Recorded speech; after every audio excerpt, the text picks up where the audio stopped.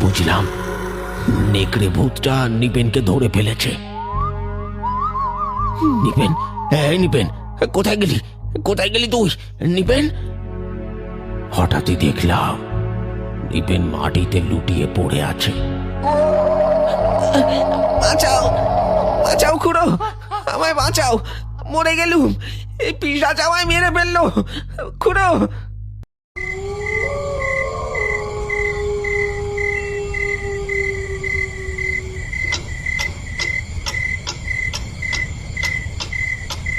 শীতের রাত, রাখালপুর গ্রাম। চারপাশ ঘন কুয়াশার সাদা চাদরে ঢাকা।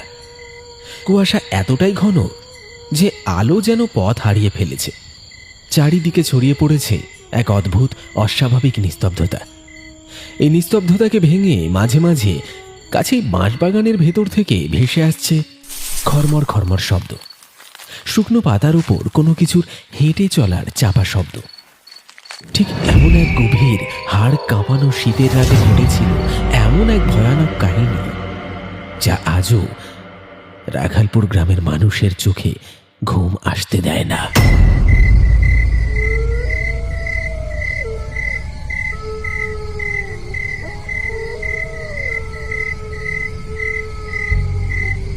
সেই রাতে ঘড়ির কাঁটা পার হচ্ছিল ধীরে ধীরে, আর গ্রামের কাছে অবস্থিত সেই অভিশাপগ্রস্ত রাখালপুর জঙ্গলের ভেতর শুরু হচ্ছিল অশরীরী আত্মাদের আনাগোনা।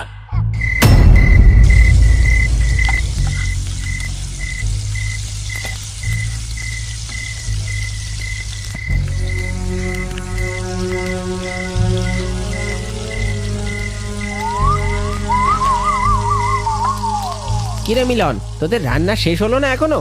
আরে রাত তো প্রায় 12টা ছুঁই ছুঁই, মাংসের গন্ধে তো পেটের ছুঁচোগুলো আর শুধু হাঁটছে না রে, রীতিমতো দৌড়তে শুরু করেছে।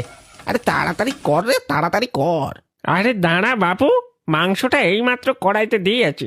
আরে এটা বন মোড়ক, আধা ঘন্টা সময় লাগবে সেদ্ধ হতে। ধৈর্য ধরে চুপ করে বস, এত তাড়া কিসের?